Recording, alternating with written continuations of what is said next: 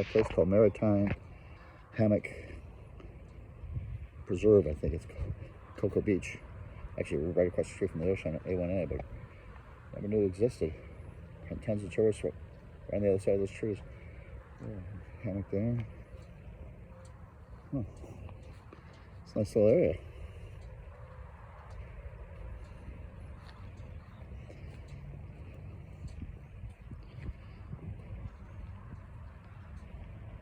We got one of those signposts.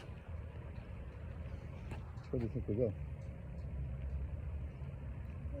This way? So they got bowls out here. And a lot of dead animals, so I'm guessing that's something for turtles, maybe? I don't know. International Space Station's 250 miles above us, I guess. Well, looks like there's definitely some animals here. This is piles of dog shit. Yeah, so you can see the high rises across the street for the resorts. Oh, looks like it's a drainage thing.